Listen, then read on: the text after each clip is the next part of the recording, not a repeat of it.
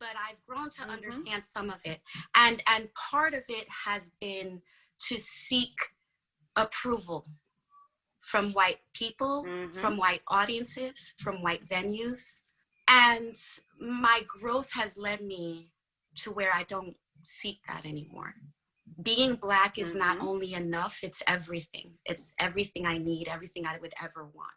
Welcome to Diversity Dish, where we're dishing on everything diversity, equity, inclusion, and justice related. My name is Sedruola Maruska, and we're bridging the gap between what needs to be said and what needs to be heard. Those individual experiences that are often ignored or simply dismissed. Sometimes I'm dining alone, sometimes I'm dining with friends, and sometimes I'm dining a la carte. No matter how I'm dining, it promises to be delicious. Let's dig in.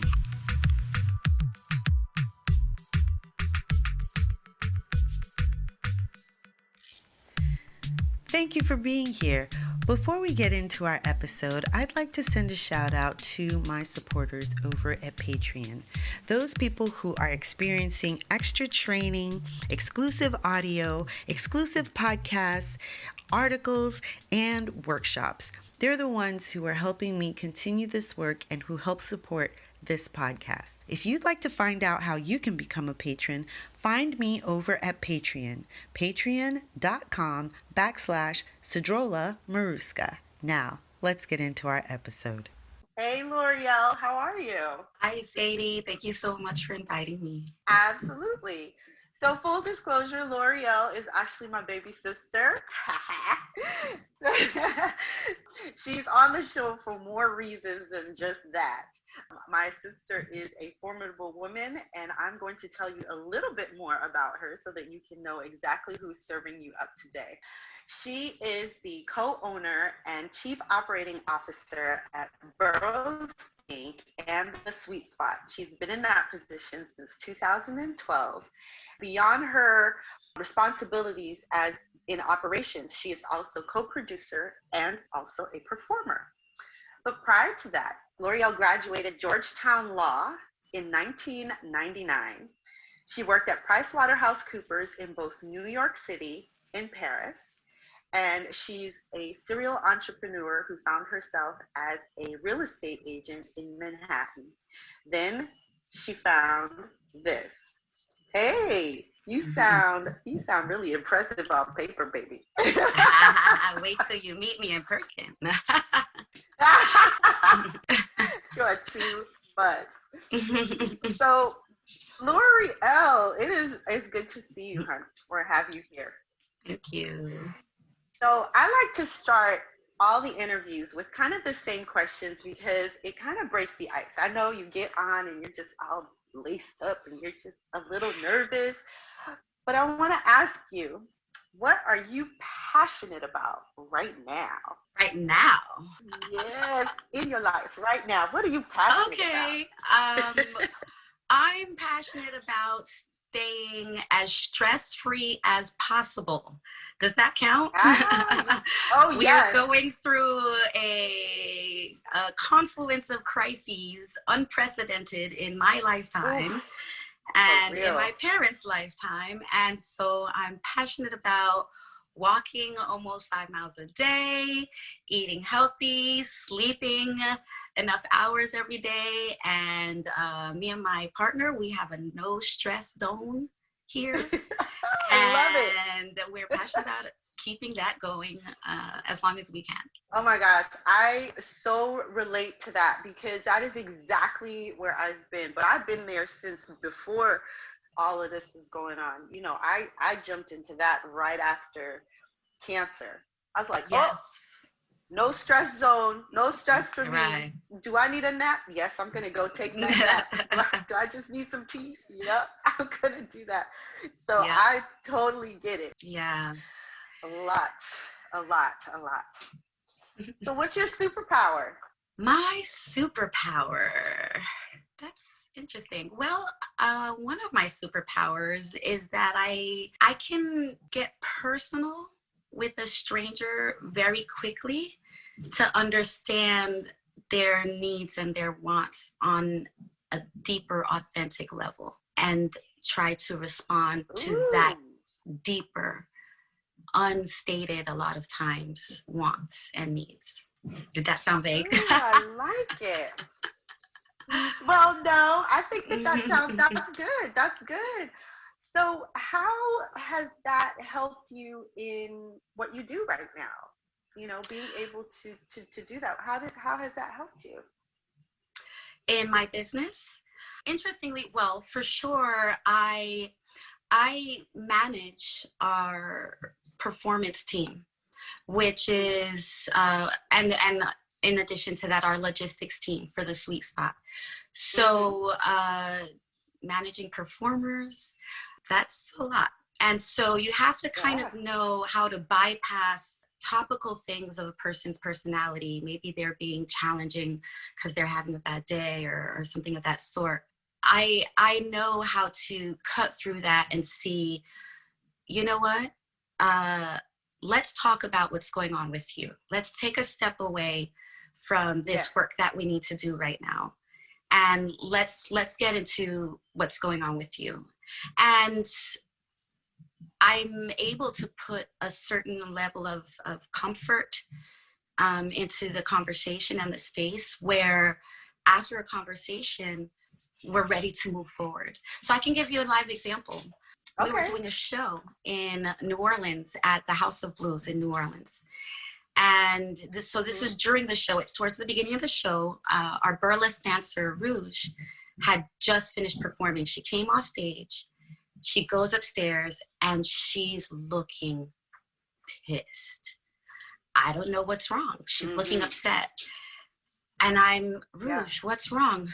I can't talk right now. And she's just upset. Now, part of the issue is that we have a show that's still going. She has another performance to do in that show. And also there are other performers around who are all being affected by that energy. She was very, I sat down with Rouge and I said, Rouge, take a moment. Tell me what's going on. And she says, Hi, I bet you're wondering how you can work with me. Well, wonder no more. Just go to diversitydish.com and get all the information right there at your fingertips. Whether you need an equity and inclusion consultant, speaker, or a coach to help you discover your social justice sweet spot, I'm here to serve. diversitydish.com. I look forward to meeting you. She starts to get teary and shaking and emotional, and she says, it's just my anxiety and everything in terms of just emotional anxiety and things were just all hitting at the same time. Something that she had been dealing with over the last couple of weeks. And I said to Rouge, I understand. What I want you to do right now, when you go back out there, don't worry about how your performance is going to look. Don't worry about anything. This is why we practice. This is why we practice. Because all you have to do is go out there and do what you always do. Don't worry about whether or not it looks good. Don't worry about any of those things because you are a star. Your what you do is phenomenal and everybody sees it. But you don't even have to think about that while you're out there. Just dance. And by taking her aside and having that conversation, all of the energy was released. Nice. And I know that if I hadn't done that, she could have infected the whole show because now you're putting other people sort of, their nerves are now increasing because the space is tense. A lot of things can flow from there.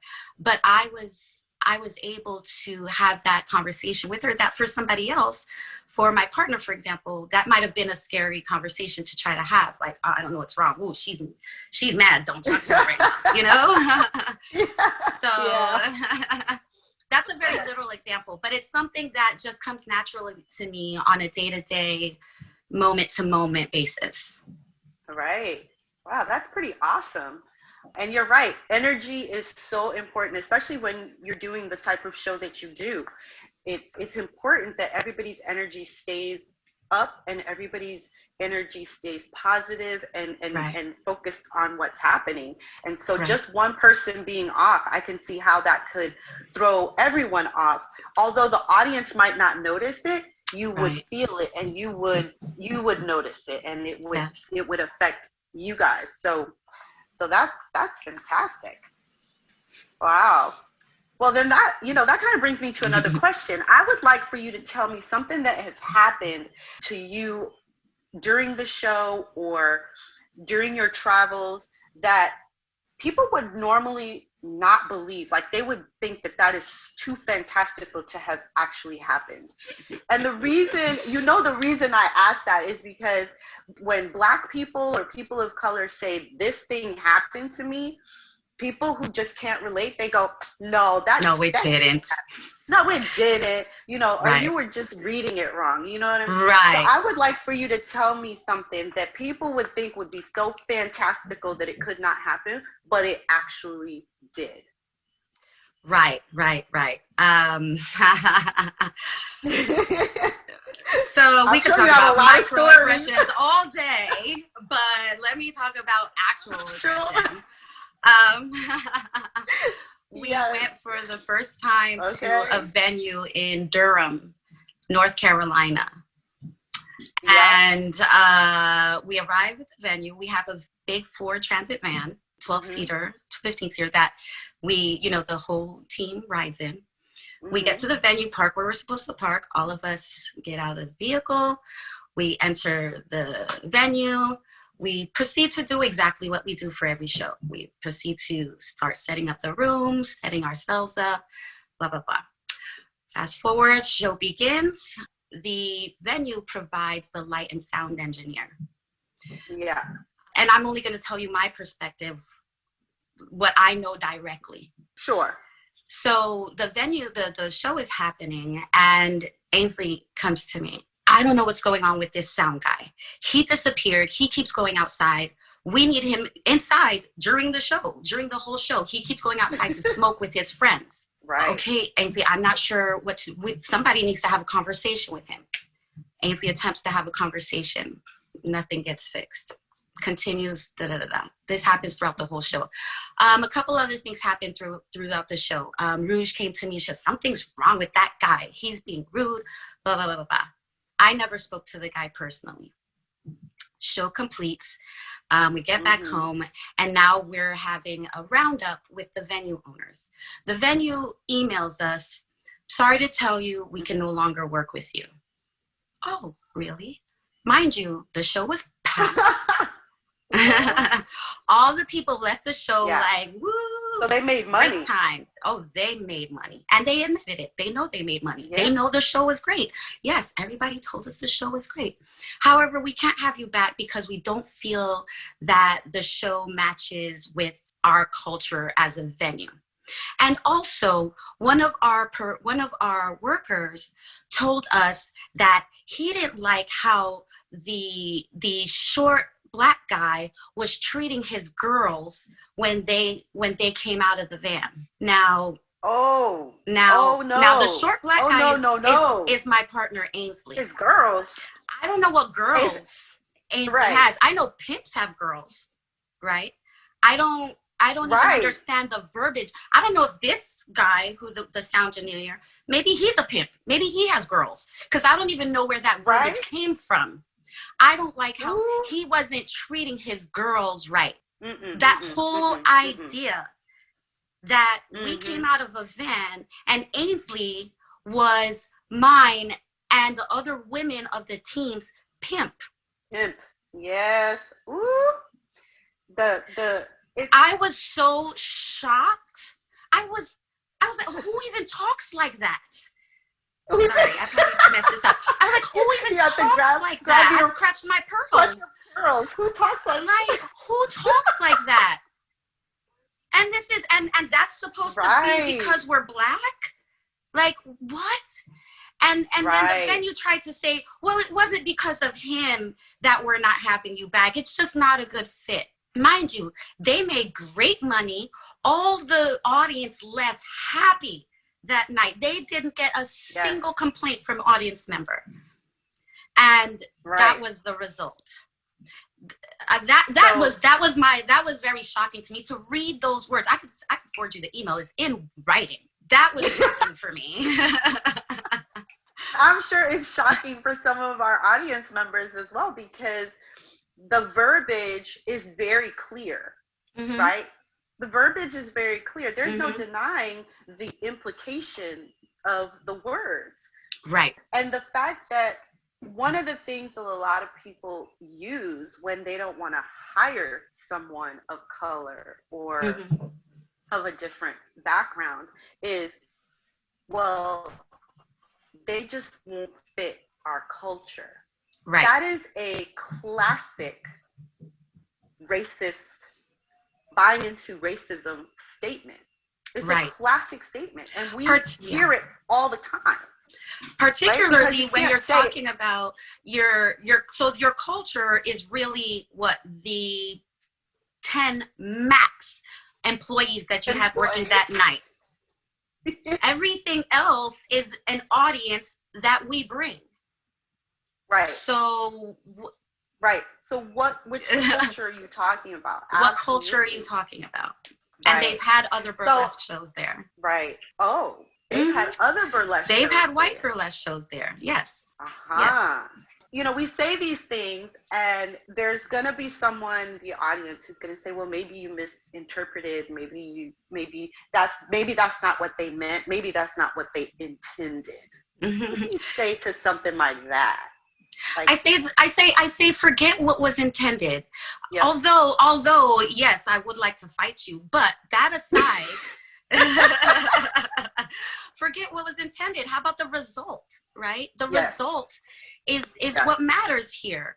Is that not only do you, on a regular basis, not have Black events at your space, you are now not welcoming to a Black event. Yep. Because you might not be accustomed to the culture of our event. And the result is now that we don't have a venue in Durham, North Carolina to cater to the audience of Durham, North Carolina, that, mind you, was a very mixed audience, Black and white, who appreciated what we had to bring. Right. That's the result. Right. Or in Louisville, there, without fail, we go to Louisville every 3 months for the last, 4 years or plus. I promise you, every single time we go, they have the same light guy who has the same, I don't know what issue with us. I'm pretty sure it's because we're Black. But every time you go to say something to him, can you put the brightness up? And let me show you what he has to do to fulfill my request. This, Sadie. Just to push it up. That's what he has to do to fulfill the request that we have for the show that we produced and that we're putting on. Right, and that you understand. Right. That's it. So in your opinion, because I already know that I feel as if it's a problem of taking direction from someone who is Black. Would you concur with that? And do you feel that was probably the reason that there was a problem? 100%. I can give you examples. Wilmington. We have a venue in Wilmington, the sound and light engineer there. We're setting up. Ainsley's working with him to set up. You don't own the place. I don't work for you. You don't own the place. Ooh. I asked you to put this here and put that there because we have leased the place for tonight. You do work for us for tonight. Mind you, Ainsley doesn't even say that. Ainsley just relax. Yeah. This is all I'm asking. Every time he's another venue. I forget which city. It might have been Kansas City. After it's pre-show, so right before the show starting, but doors have opened, and Ainsley's asking them to, the sound is not loud enough. Can you please put up the sound? At least 5 times, Ainsley sent Phenom, somebody else to ask, because Ainsley's not getting results. Laurielle, go ask him to put up the sound. Phenom, go ask him to put up the sound. Go ask him to put up the sound. Finally, to Ainsley, you just come in here thinking your own place, trying to change everything around, trying to do everything. Wow. Wow. And mind you, we're all like, where is this coming from? Because that wasn't even the tone of the conversation. He just blew up. You just come in here, take over the place. Yeah. Those words, take over the place. The place. That was his problem. Because once again, Sadie, let me show you what he needed to do. Yeah, just push it. The little button. You just needed like to this. take the button and push it up. And, you know, raise the volume, increase the volume. It's not that hard. That's it. But you came over and took over the place like this is yours and you're telling us what to do. Exact words. Yes. Every city that you have mentioned has been in the South. And Midwest, yes. And Midwest. That is not a coincidence, is it? That is kind of par for the course, right? Yes. Because I was talking to someone else recently, and of course, you know, I lived in Atlanta for 5 years. Mm-hmm. And one of the things that I noticed in the South is everybody needs to know their place, especially Black people. Right. So when Black people come in and they don't know their place, quote unquote, it gets very uncomfortable. There's pushback. Right. Yes, there's pushback. Or there's the question, where are you from? Because clearly you can't be from here because you don't know how we do things here, right? This culture here. You don't, the underlying question is, or statement is, you aren't part of our culture. You don't understand our culture down here. Right? So in order for you to not have that pushback, you would need to have a white producer. If you had one white person on your team who was talking to all of them, they would then feel, oh, he's in charge. It's okay. He's got them in check. Yep. Even if that person was just running logistics, and we said, you know, just be the mouthpiece in between. Be the front. Absolutely. Absolutely. Yep. 100% you wouldn't have that, right? Yeah. It's very interesting how these things happen, and they happen, and we are usually gaslighted and made to think that it's all in our minds, or it's just maybe he's having a bad day. Well, you know what? I have bad days too, and on my bad days, I still don't do some of the things that people who are having bad days do to other people. Right. Because it never occurs to me to be that person, because I'm not that person, right? I don't have those thoughts or ideas. So, yeah. So now we have this very clear, you know, avenue. If we're sitting, let's say, you know, a year from now, we're sitting around, we're celebrating, like we're really having a great celebration, besides the fact that maybe COVID is gone. What do you think has happened to shift your industry? Like, what do you think has happened to shift your industry that we will be celebrating? And this is kind of where we go for your suggested solution to things like this.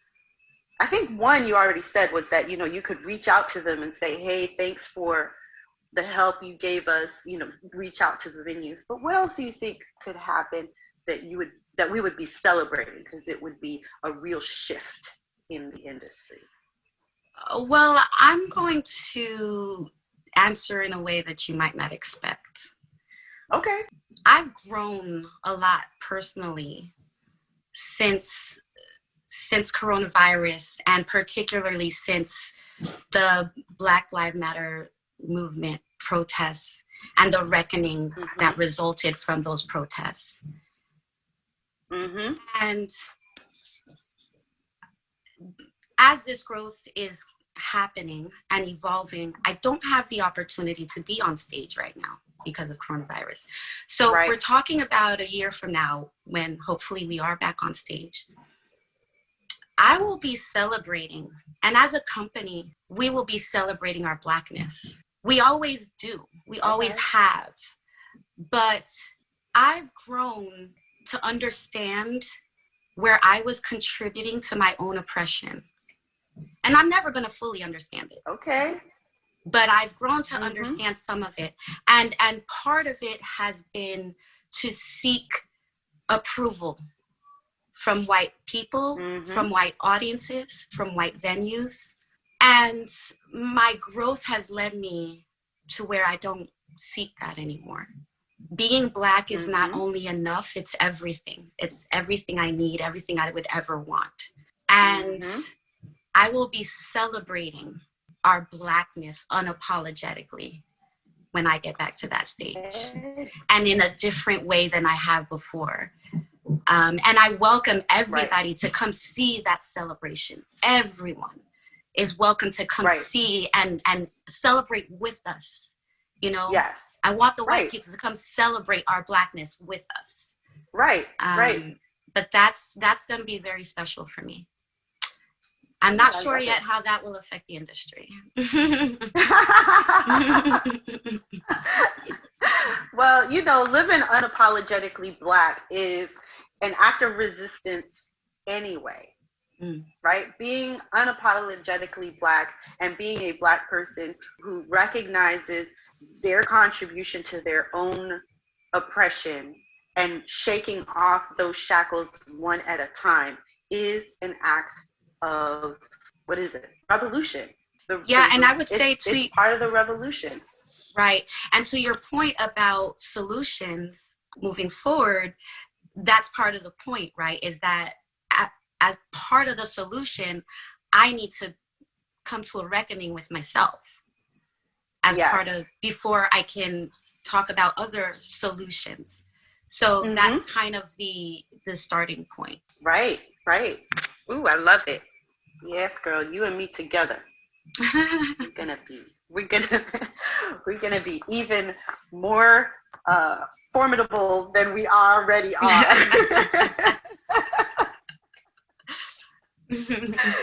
So I think we've had I've really enjoyed the information that you have shared.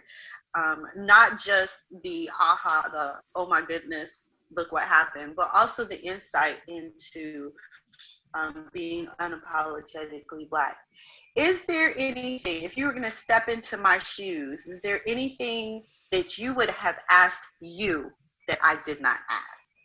I don't know that I would frame something as a question, but I suppose one thing that I wanted to, no, I'm not going to say it.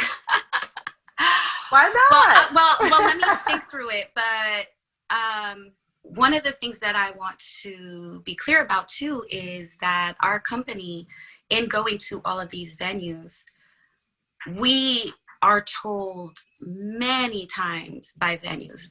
And just to put things into perspective, we've probably been to over 60 venues around the country in the last 6, 8 years, 10 years, 15 years. I don't remember. The company's 15 years old. I've been part of the company for 8+ years. And one thing that we hear every time, regardless of whether they like us, is how efficient and how self-sufficient we are. Because we've created such an installation with our company where we always arrive a good 15, 30 minutes before load-in time. When we get there, we have a system. We do the chairs ourselves, get the equipment ready, get the lights ready. We have a system to the T. When I tell you that and this is not to toot our horn, this is to say that when I tell you that the work that we do is excellent and the energy that we always bring to every venue that we enter is always positive and excellent. And we do that because we believe in excellence. But there's a part of me that knows that we were doing that because we didn't want the white people to have something to say. We didn't want them to have a power over us to where they were having aggressions against us, towards us. We didn't want to give them any reason for that. Just that knowledge it affects me, you know, that we have to constantly live in reaction because any person observed is always changed by the observer. Any situation, that's just how life is. And that's been part Yeah. of my learning and my growth over these last couple of months.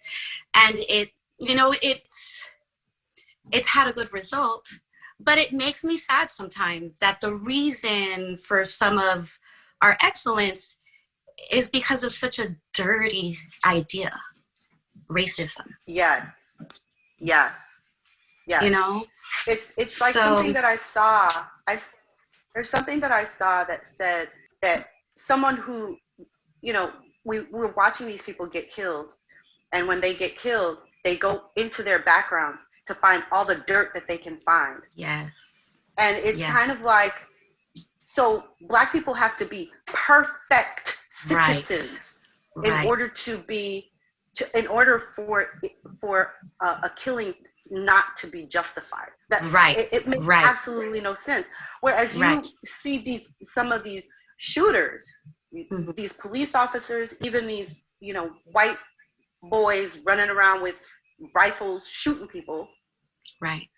They don't get scrutinized in that same way. The assumption being that they're a good guy gone wrong.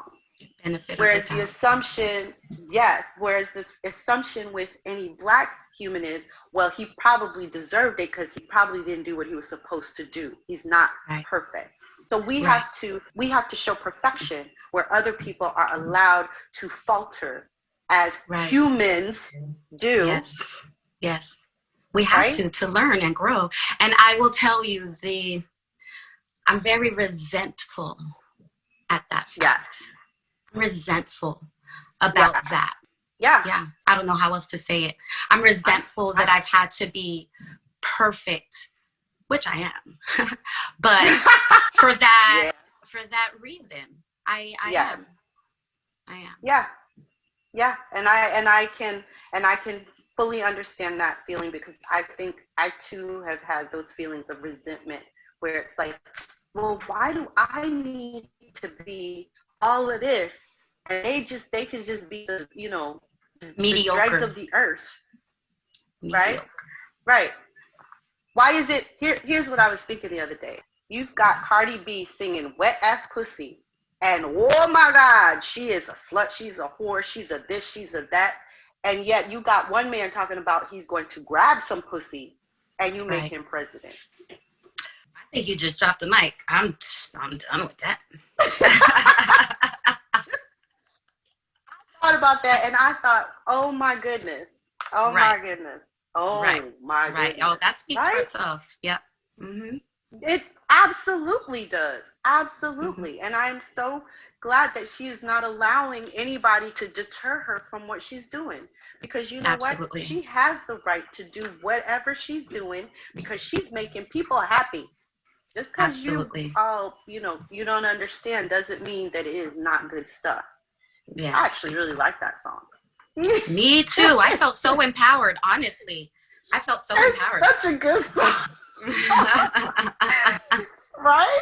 So I have just two final questions for you. Number one, the first question is, what's something you hope people will remember about you when you pass on? And I think I put that question in there because, you know, of course, this week we've been dealing with Chadwick Boseman having passed on and leaving an amazing legacy behind of, you know, charity, but also of strength and grace and honor and, you know, that perfection, quote unquote, possibly, right? Right. But for you, if you've ever thought about it, like what do you think you want people to remember about you? I think that I'm not sure I would phrase it as to remember about me, but I would want people to be inspired by me living my fullest life, to do that for themselves. Yes. So I constantly seek to live very authentically. And enough so that I hope that that's what people see when I pass, that they see that they're inspired by it and that they want to do the same. Nice. I love it. Okay, final question. What is your favorite food dish and why? Just one? Well, just one. You can only pick one. Shucks. Well, I'm gonna choose Bacon Bartha. It's a eggplant Indian dish. It's an Indian eggplant dish. And it's my favorite because you can find a version of it almost anywhere in the country that has an Indian restaurant, and pretty much everywhere in the country actually has an Indian restaurant. And it's delicious. Yeah. It's spicy. I love Indian food in general because it's spicy, and I enjoy eating vegetarian more so than meat. So I always seek out vegetarian food. So it's a vegetarian dish that I can find almost anywhere in the country.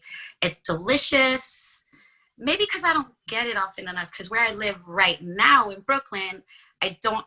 Right. Isn't that amazing? I don't actually have quick access to it because we live on the outskirts of Brooklyn. So, so I think I'm going to go with that, with Bacon Bartha. Nice. I love it. Well, I'm going to have to try it because, we're dishing and talking about food dishes. I'm going to have to try it. Oh, yes. It's great with little peas and onions. I'm making you hungry now. Yes, you are. Oh, well, thank you so much, Laurielle, for coming on the show. It has been not only enlightening, but it has been fun. Yeah. And I'm like, go out there and conquer the world and be your authentic self and let everybody know that you are unapologetically Black. That is your resistance, and I love it. Thank you so much for being here. Thank you. Hey, did you enjoy that episode? If so, please leave a review. It would mean the world, but only if it's a good one and you really did enjoy it. In which case, it would be awesome if you help support my work over at Patreon. The link is in the show notes. And finally, before you go, don't forget, we have a date. See you soon.